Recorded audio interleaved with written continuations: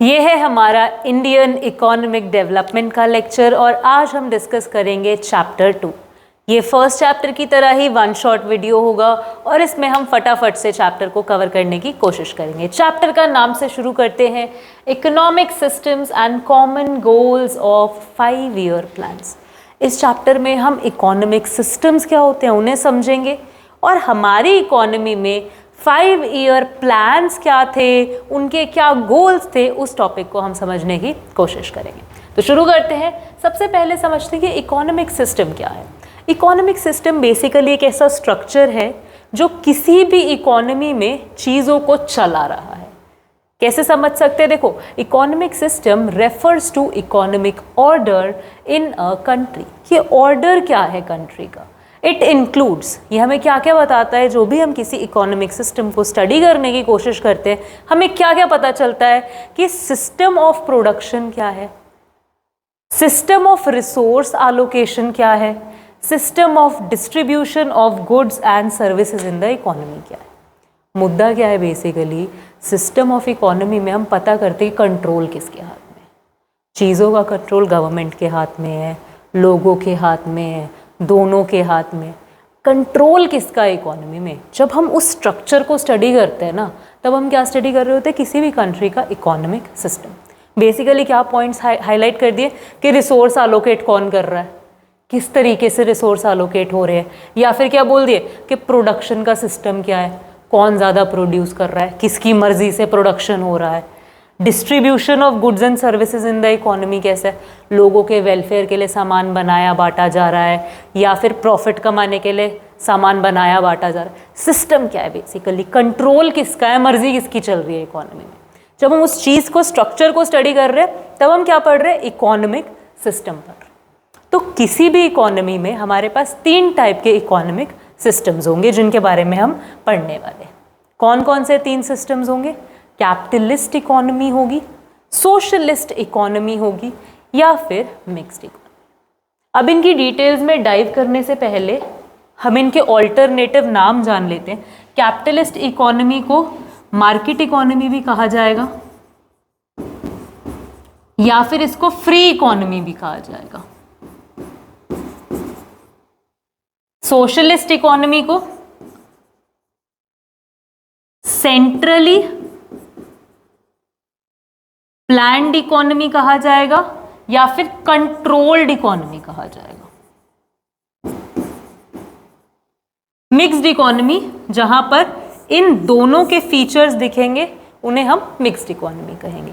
तो होता क्या है? Capitalist economy, socialist economy and mixed economy, इसके बारे में हम जानने वाले। तो सबसे पहले हमारे पास क्या आता है? Capitalist economy. कैपिटलिस्ट इकोनॉमी एक ऐसा स्ट्रक्चर होता है जहाँ पर जो भी रिसोर्सेज इकोनॉमी में एग्जिस्ट कर रहे हैं, उनके एलोकेशन से रिलेटेड डिसीजन लेते हैं प्राइवेट इंडिविजुअल्स। यानी जो भी ऑर्गेनाइजेशंस एग्जिस्ट कर रही हैं, कंपनीज एग्जिस्ट कर रही हैं, फर्म्स एग्जिस्ट कर रही हैं, इंडिविजुअल्स एग्जिस्ट कर रहे हैं इकोनॉमी में, वो अपने हिसाब से डिसीजन लेते हैं। उनको एकदम फ्री छोड़ दिया जाता है कि जैसे आपको ठीक लगे, जिस चीज़ का प्रोडक्शन करना आपको ठीक लगे आप कीजिए। कंट्रोल किसके हाथ में? प्राइवेट ऑर्गेनाइजेशन, प्राइवेट इंडिविजुअल्स के हाथ में। क्या नाम दिए? Capitalist economy. क्या लिख रहे हैं? A capitalist economy is also called market economy और capitalism. It is defined as in which means of production are owned by the individuals. जो भी प्रोडक्शन के मीन्स है, रिसोर्सेज है, उन्हें कौन ओन कर रहा है? इंडिविजुअल्स ओन कर रहे हैं। And the individuals are free to take their economic decisions. उससे रिलेटेड जो भी डिसीजन लेना है, मेरे पास 10,000 रुपये, मैं 10,000 रुपये को कैसे इन्वेस्ट करती हूँ, कैसे यूज़ करती हूँ, क्या बनाना चाहती हूँ, क्या बेचना चाहती हूँ, सब डिसीजंस कौन लूँगी? खुद लूँगी मैं। आर डिसीजंस गाइड कौन करते हैं? गोल क्या होता है डिसीजन का? As guided by the principle of profit maximisation. As an individual जब भी हम काम करेंगे, हमारा गोल क्या होगा? प्रॉफिट बनाना, प्रॉफिट बनाना, प्रॉफिट बनाना, प्रॉफिट बनाना।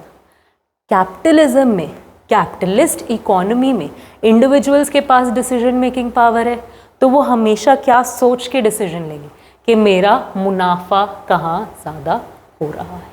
किसको बात समझ में आ रही है? हाँ या ना? मेरिट क्या है इसके, फायदा क्या हो रहा है हमें इसका? इट प्रमोट्स सेल्फ इंटरेस्ट, लोगों का खुद का इंटरेस्ट प्रमोट होता है, प्रॉफिट्स मिलते हैं हमें ज़्यादा, और एंड ऑफ द डे क्या होगा, अगर प्रॉफिट ज़्यादा बन रहे तो ओवरऑल जीडीपी क्या हो जाएगी, बेटर होगी, एक्सेलरेट होगी। डीमेरिट क्या है, it ignores collective interest. Collective interest कहीं ना कहीं क्या होता है, पीछे छूट जाता है। कैसे? देखो एग्जाम्पल से समझ सकते हैं कि मैंने क्या किया, एक ऐसी कंपनी खोली जहाँ पर मैं फ़ोन बना रही हूँ। अब मेरा फ़ोन 1 करोड़ रुपए का मिलता है, मैं उसमें हीरे जवाहरात जड़ के क्या कर रही हूँ, एक फ़ोन बना रही हूँ और वो 1 करोड़ रुपए। अब देखो जब मैं 1 करोड़ रुपए का फ़ोन बेच रही हूँ तो मेरे प्रॉफिट्स बहुत अच्छे हो रहे हैं, मेरा जीडीपी में कंट्रीब्यूशन भी बहुत अच्छा है, इसलिए जीडीपी बढ़ भी बहुत अच्छे से रही है। लेकिन 1 करोड़ का फ़ोन सारी जनता, सारी पब्लिक परचेज नहीं कर सकती, हाँ या ना? इसीलिए जो ग्रोथ है, जो हमारा डिस्ट्रीब्यूशन है, वो इक्विटेबल नहीं हुआ, सब में चीज़ बटी नहीं। कहीं ना कहीं क्या हुआ, एक सेक्शन के पास पैसा जम के रह गया, सब में नहीं बटा। ये कहीं ना कहीं प्रॉब्लम हो जाती है जब हम कैपिटलिज्म की बात करते हैं, कैपिटलिस्ट फॉर्म ऑफ इकोनॉमी की बात करते हैं। पर इसके फायदे क्या हैं कि बंदा खुद का इंटरेस्ट सोचेगा, ज़्यादा पैसा कमाएगा, प्रॉफिट कमाएगा, एंड प्रॉफिट क्या करेगा, end of the day GDP को बेटर करेगा। किसको बात समझ में आ रही है, हाँ या ना? क्या क्या हमें यहाँ पे हाईलाइटिंग पॉइंट्स क्या मिले कि ओनरशिप किसकी होगी, प्राइवेट इंडिविजुअल्स की होगी, और हमें क्या समझ आया कि प्रॉफिट का माइंडसेट होगा, वो क्या करेंगे, प्रॉफिट बनाना चाहेंगे।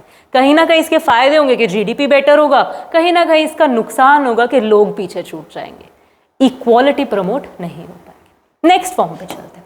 नेक्स्ट हमारे पास क्या है, सोशलिस्ट इकोनॉमी। अब देखो अगर कैपिटलिज्म राइट पे बैठा है तो सोशलिज्म लेफ्ट पे बैठा है, बिल्कुल पोल ऑपोजिट। सोशलिज्म का मुद्दा क्या होगा, सोशल वेलफेयर करना। यहां पर प्राइवेट इंडिविजुअल्स के पास कंट्रोल नहीं होगा, कंट्रोल होगा एक सेंट्रल अथॉरिटी के पास। वो कोई गवर्नमेंट हो सकती है, कोई डिक्टेटर हो सकता है, कोई भी हो सकता है। सेंट्रल अथॉरिटी सारे डिसीजंस लेगी एंड उनकी सोच होगी कि लोगों का क्या हो सके, बेनिफिट हो सके। प्रॉफिट के लिए काम नहीं करेंगे वो लोग, प्रॉफिट आ जाए तो ठीक है, नहीं भी आए तो कोई दिक्कत नहीं है। उनका मुद्दा क्या होगा कि सबको इक्वल चीजें डिस्ट्रीब्यूट हो। बात समझ में आई? क्या कह रहे हैं देखो, a socialist economy is the one in which there is a social ownership of the means of production। ownership जो भी means of production exist कर रहे हैं, resources exist कर रहे हैं, उसको own कौन करिए, society own करेगी। Our economic decisions are taken by central authority of the government with the view to maximize social welfare। वही बात लिखी है, कंट्रोल किसके हाथ में, सेंट्रल अथॉरिटी के हाथ में। सोच क्या है, सोशल वेलफेयर करने की। मेरिट क्या होंगे, फटाफट सोचो। मेरिट ये होंगे कि हम इक्वालिटी अचीव कर सकते हैं, सबको बराबर चीज़ें मिल रही हैं, बराबर डिस्ट्रीब्यूशन हो रहा है, तो इक्वालिटी क्या होने वाली है, प्रमोट होने वाली है। तो ये फायदा है। नुकसान क्या है, जीडीपी ग्रोथ क्या रहती है, स्लो रहती है, क्योंकि मेन मुद्दा प्रॉफिट को तो बनाया नहीं है। प्रॉफिट नहीं आ रहा तो जीडीपी बेटर कैसे होगी? तो जीडीपी का ग्रोथ भी कहीं ना कहीं क्या हो जाता है, थोड़ा स्पीड स्लो हो जाता है। किसको बात समझ में आ रही है? कैपिटलिज्म और सोशलिज्म बिल्कुल ऑपोजिट चीज़ें, बिल्कुल समझ आ गई। अब इसके जो बीच में एग्जिस्ट कर रहा है ना, उसको हम कह देते हैं मिक्स्ड इकोनॉमी, जिसमें कुछ सोशलिस्ट भी होंगे, कुछ कैपिटलिस्ट भी होंगे। एक ऐसा इकोनॉमिक सिस्टम जहां पर सेंट्रल अथॉरिटी और प्राइवेट इंडिविजुअल दोनों क्या करते हैं, एग्जिस्ट करते हैं, चीज़ों को ऑपरेट करते हैं। मार्केट फोर्सेस, जो भी डिमांड हो रहा है, जो भी सप्लाई हो रहा है, उसके हिसाब से प्रोड्यूसर्स अपना डिसीजन ले सकते हैं कि यार इस चीज़ की डिमांड ज़्यादा है तो मैं ये चीज़ बनाता हूँ, इस चीज़ की सप्लाई करता हूँ, मेरे को ज़्यादा पैसा मिलेगा, ज़्यादा प्रॉफिट मिलेगा। प्राइवेट इंडिविजुअल्स ऐसे सोचेंगे। वहीं जो सोशल इंडिविजुअल्स हैं या फिर जो सोशल ऑर्गेनाइजेशंस है, गवर्नमेंट है, सेंट्रल अथॉरिटी है, वो क्या सोच रखेगी कि यार इस गांव में कोई भी इन्वेस्ट नहीं कर रहा है, यहाँ पे कोई फैक्ट्री नहीं बनी है, यहाँ पे एम्प्लॉयमेंट नहीं हो रहा, एक काम करते हैं हम यहाँ पे जाके फैक्ट्री लगा देते हैं। इसको बात समझ में आ रही है कि लोग अपना मुनाफा भी सोच रहे हैं, लोग सोशल वेलफेयर भी सोच रहे हैं। तो बेसिकली क्या लिख रहे हैं, मिक्स्ड इकोनॉमी ऐसी इकोनॉमी है जहां पर private as well as public ownership exist कर रही है इकोनॉमिक मीन्स ऑफ प्रोडक्शन की। Production decisions are governed by the principle of profit maximisation. Principles किस पे बेस करके बन रहे हैं, जो भी डिसीजंस लिए जा रहे हैं, सोच क्या होगी, प्रॉफिट की सोच होगी। लेकिन but not without checks and balance of social justice. Profit maximisation की सोच होगी, लेकिन कुछ ना कुछ रिस्ट्रिक्शंस भी एग्जिस्ट करेंगी। किसको बात समझ में आ रही है? मेरिट क्या होगा, इसका फायदा क्या है? It combines merits of capitalist as well as socialist economy. दोनों के मेरिट्स को मिला दिए जा रहे हैं मिक्स्ड में, यानी कि आप प्रॉफिट भी कमा रहे हो तो जीडीपी भी बेटर होगा एंड आप इक्वालिटी भी प्रमोट कर रहे हो। डीमेरिट क्या होगा? The government sector is often inflicted with corruption. जो सेंट्रल अथॉरिटी है, देखने को मिलता है अक्सर मिक्स्ड इकोनॉमी में कि सेंट्रल अथॉरिटी बहुत ज़्यादा करप्टेड हो जाती है। इंडिया इसका बहुत अच्छा एग्जाम्पल है। इंडिया एक मिक्स्ड इकोनॉमी है, यहाँ पर प्राइवेट इंडिविजुअल्स अपने हिसाब से काम भी कर रहे हैं, पर कहीं ना कहीं गवर्नमेंट भी बहुत सारे सेक्टर्स में अपना कंट्रोल जमाए हुए। यहाँ पर हमें कैपिटलिस्ट और सोशलिस्ट इकोनॉमी दोनों के मेरिट्स दिखते हैं, और यहाँ का जो गवर्नमेंट सेक्टर है कहीं ना कहीं करप्शन से जकड़ा हुआ है, जो कि मिक्स्ड इकोनॉमी का डीमेरिट भी साफ दिखाई देता है। बोलो किसको 3 सिस्टम्स बिल्कुल समझ में आ रहे हैं? हाँ या ना? क्या क्या सिस्टम्स थे? कैपिटलिस्ट, सोशलिस्ट और मिक्स्ड इकोनॉमी। होमवर्क क्या अब यहाँ पे आपका, आप लोगों को सर्च करना है कौन कौन सी कंट्री सोशलिस्ट इकोनॉमी है, कौन कौन सी कंट्री कैपिटलिस्ट इकोनॉमी है, किन किन कंट्रीज को हम मिक्स्ड इकोनॉमी की कैटेगरी में रख सकते हैं। इतनी बात समझ में आ गई? बिल्कुल क्लियर हो गया क्या होता है? आगे बढ़ते हैं। अब हम बात करेंगे जो हमारे चैप्टर का सेकंड पार्ट था। सबसे पहले चैप्टर का नाम याद करो क्या था? Economic systems and common goals of 5 year plans. तो हमने समझ लिया इकोनॉमिक सिस्टम क्या होता है, ये भी समझ लिया हमारी इकोनॉमी में कौन सा इकोनॉमिक सिस्टम है। अब हम बात करते हैं कि यार ये जो 5 ईयर प्लान्स है ये क्या चीज़ है, इसमें क्या बातचीत हो रही है, क्या कहना चाहते हैं? 5 ईयर प्लान्स बेसिकली एक ऐसा आइडिया है जो कि कहता है कि इकोनॉमी को चलाने के लिए आपको कुछ ना कुछ प्लानिंग करनी पड़ेगी। देखो इकोनॉमिक्स में हम क्या करते हैं, इकोनॉमिक्स में हम एक पर्सन जो है उसके पास बहुत सारे रिसोर्सेज अवेलेबल होते हैं, और उन रिसोर्सेज से वो अपनी बहुत सारी ज़रूरतों को क्या कर सकता है, पूरा कर सकता है। पर ज़रूरतें बहुत ज़्यादा होती हैं, अनलिमिटेड होती हैं, और जो रिसोर्सेज होते हैं लिमिटेड क्वांटिटी में अवेलेबल होते हैं। तो जब हम एज अ इंडिविजुअल ये प्रॉब्लम फेस कर रहे हैं तो हमारा देश भी ये प्रॉब्लम फेस करेगा। तो देश अपने रिसोर्सेज को वॉन्ट्स में कैसे एलोकेट करता है, इसके लिए हमारे को क्या ज़रूरत महसूस हुई कि कुछ प्लानिंग होना बहुत ज़रूरी है, वरना गड़बड़ हो जाएगी। इस आइडिया पर बेस करके हमारी गवर्नमेंट ने क्या किया, 5 ईयर प्लान्स बनाने शुरू किए। 5-5 साल के कुछ ऐसे प्लान्स बनाए जहाँ पर वो क्या करते हैं, इकोनॉमिक प्लानिंग करते कि हम कुछ ऐसा प्लान लिख देते हैं जिससे हम अपने रिसोर्सेज को यूज़ करेंगे अलग अलग जगहों पे, ताकि नेशन का बेनिफिट हो सके। इसको बात समझ में आ रही है? हाँ या ना? और डिटेल में समझेंगे। सबसे पहले बात करते हैं कि इकोनॉमिक प्लानिंग क्या होती है। हमने बोला ना कि हम इकोनॉमिक प्लानिंग कर रहे हैं 5 ईयर प्लान में। इकोनॉमिक प्लानिंग होती क्या है? Economic planning means utilisation of country's resource in different development activities in accordings with national priorities.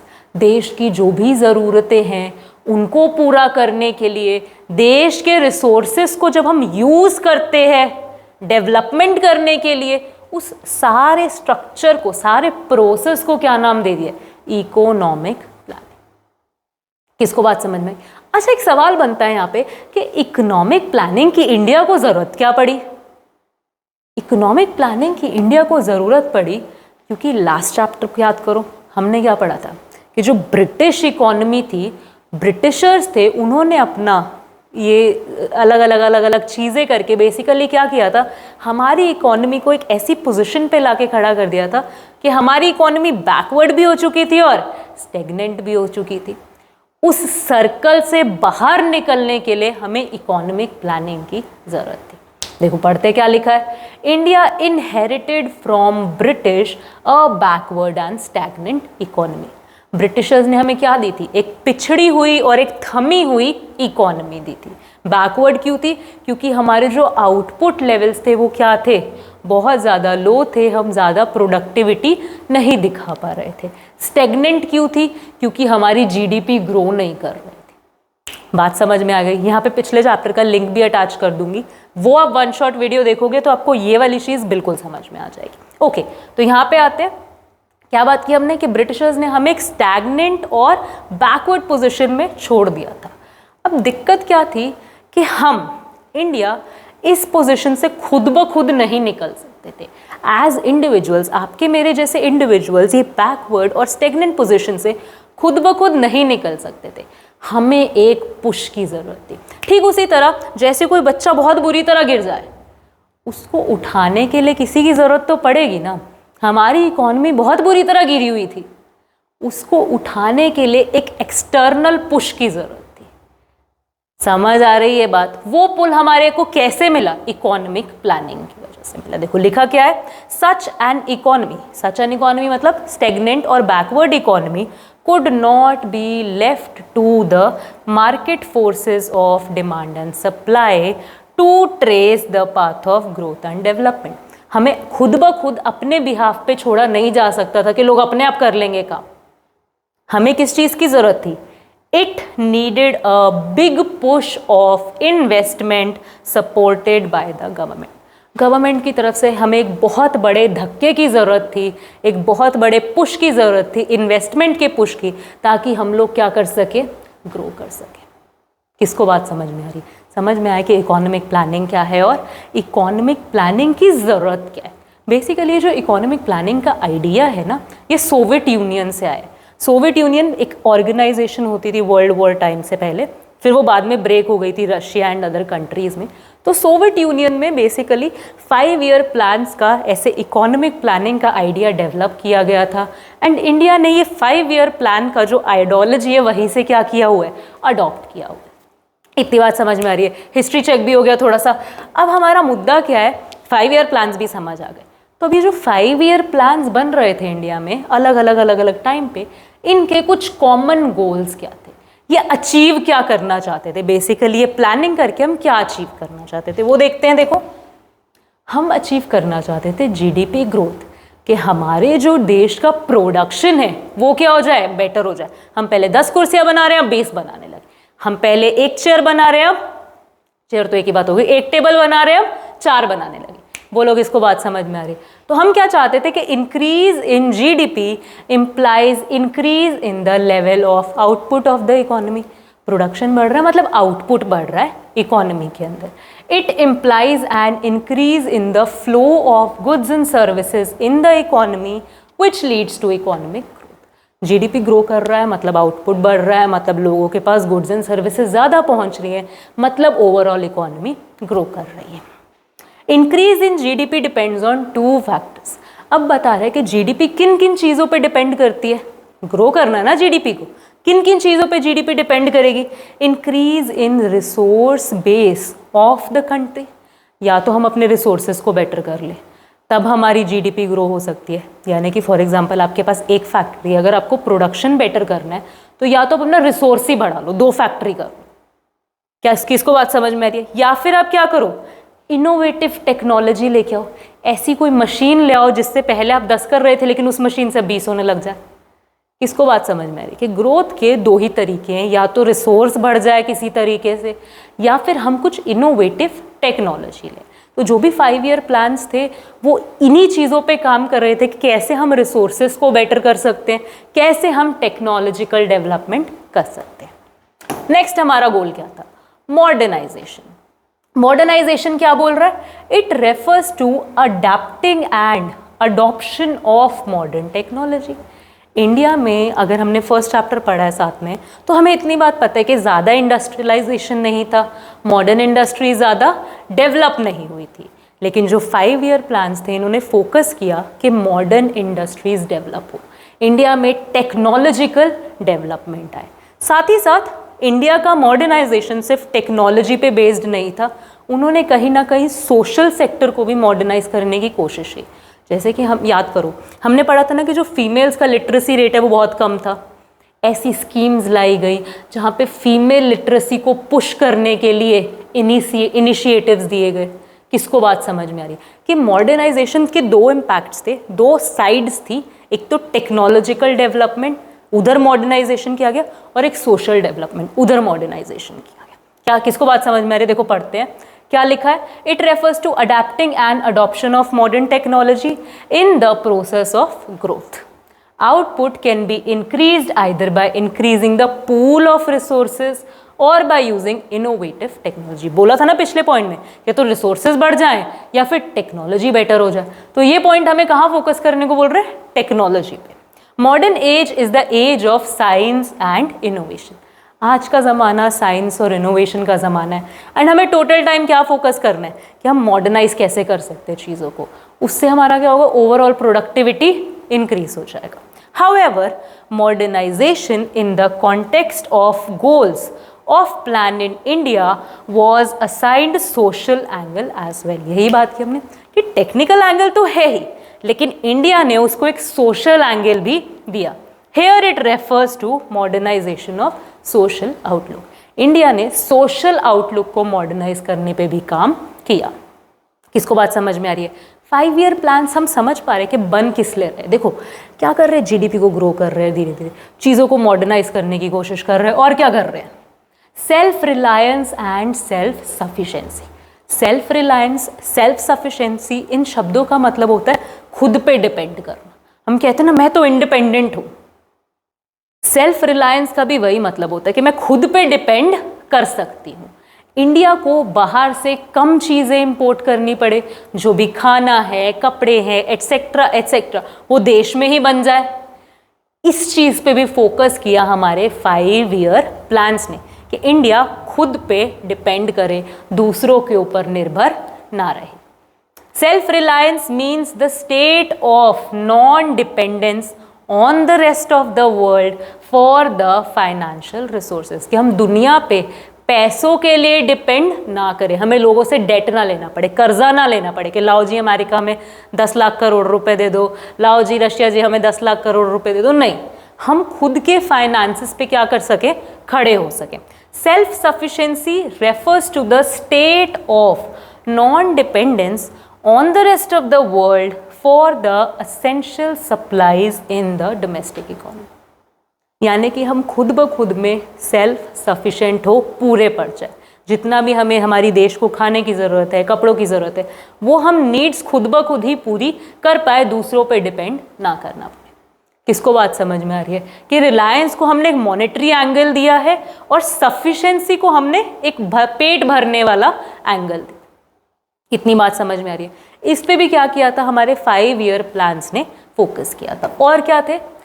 Equitable distribution हो चीज़ों का, चीज़ें जो है लोगों में सही तरीके से बटे, सब तक चीज़ें पहुँचे। ये भी क्या था? एक आइडिया था 5 ईयर प्लान्स का, या 5 ईयर प्लान्स का कॉमन गोल था ये भी। Growth serves virtually no purpose in a society where rich tends to become richer and poor continues to struggle even for the essential. अगर हम एक ऐसी सोसाइटी में रह रहे हैं जहाँ पर अमीर तो अमीर अमीर अमीर अमीर होते जा रहे हैं और गरीबों की बेसिक नीड्स ही नहीं पूरी हो रही, और हमारा जीडीपी कह रहा है कि आप तो बहुत ग्रो कर गए, तो ऐसे जीडीपी का हमें कोई फ़ायदा नहीं होगा, ऐसी ग्रोथ का हमें कोई फ़ायदा नहीं होगा। ग्रोथ का आइडिया तभी सही लगता है जब सोसाइटी में क्या हो रहा हो? चीज़ों का इक्विटेबल डिस्ट्रीब्यूशन हो रहा हो। Benefits of growth must be spread across all sections of the society। जो ग्रोथ है वो सभी सेक्शंस तक पहुंचनी चाहिए। जो बंदा 100 रुपए कमा रहा है वो 200 कमाने लगे, जो 10 कमा रहा है वो 20 कमाने। सबके पास ग्रोथ क्या होनी चाहिए? रीच करनी चाहिए। Equitable distribution of income implies social equality and this was one of the principal objective of goals of planning in India। Income को इक्विटेबली लोगों तक पहुंचाना, कि सबके पास कमाई का कोई साधन हो, सब कुछ ना कुछ इनकम जनरेट कर पाए, अपनी कंडीशन जहाँ पे वो इस टाइम स्टैंड कर रहे उससे बेटर हो पाए। इस आइडिया पे भी हमारा 5 ईयर प्लान्स ने बहुत फोकस किया था। किसको समझ आ गई? एक बेसिक हमें स्ट्रक्चर मिल गया। क्या क्या गोल्स थे? जीडीपी को ग्रो करना गोल था, इक्विटेबल डिस्ट्रीब्यूशन गोल था, और हमारे पास क्या गोल था कि हम सेल्फ सफिशिएंट बने, सेल्फ रिलायंट बने, और हमारे पास क्या गोल था? मॉडर्नाइजेशन हो चीज़ों का। हाँ या ना? किसको बात समझ में? ये क्या थे? हमारी इकोनॉमी के कुछ कॉमन गोल्स थे। अब इस चैप्टर को हम जब कंक्लूड करते हैं तो हम एक स्टेटमेंट क्या देते हैं? हम पढ़ कर रहे हैं, याद करो, इंडियन इकोनॉमिक डेवलपमेंट, कि इंडिया की इकोनॉमी किस तरीके से डेवलप हुई। तो हमने समझा कि सिस्टम्स क्या थे और इंडिया ने क्या क्या प्लान्स को अडॉप्ट किया, क्या क्या गोल्स अचीव करने के। कंक्लूजन क्या बोल रहे हैं कि इंडिया ने मिक्स्ड इकोनॉमी सिस्टम को अडॉप्ट किया, जहाँ पे गवर्नमेंट ने एक बहुत इंपॉर्टेंट रोल क्या किया, प्ले किया, जहाँ पर प्राइवेट इंडिविजुअल्स नहीं पहुँच पा रहे थे या प्राइवेट इंडिविजुअल्स जैसा ग्रोथ नहीं कर पा रहे थे, वहाँ पे गवर्नमेंट ने आगे बढ़कर ग्रोथ करने का जिम्मेवारी को उठाया। Mixed economy with planning became a model of growth. हमने क्या किया? मिक्स्ड इकोनॉमी को अडॉप्ट किया, 5 ईयर प्लान्स को अडॉप्ट किया और ग्रोथ करने की कोशिश की आफ्टर इंडिपेंडेंस।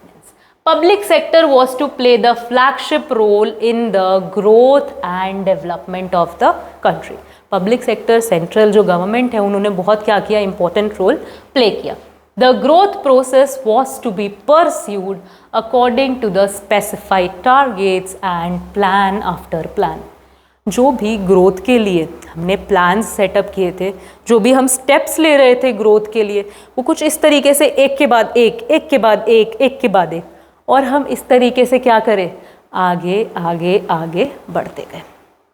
बोलो किसको बात समझ में आ रही? बहुत सिंपल सा चैप्टर था, छोटा सा चैप्टर था, होपफुली हमें बिल्कुल क्लियर हुआ होगा। इस चैप्टर के नोट साइड बाय साइड बना लीजिए, book reading Indian economic development की ज़रूर कीजिए, क्योंकि जो भी बीच में आपको छोटे छोटे डेट्स के डाटा मिलेंगे या छोटे छोटे पर्सन्स के आपको डाटा मिलेंगे, उनका नेम जो ज्वाइन कर दिए जाते हैं चैप्टर के साथ, अक्सर ये क्वेश्चन पेपर में पूछ लिए जाते हैं। तो मिलेंगे और वीडियोस के साथ जल्द ही, तब तक के लिए keep learning and have a good day.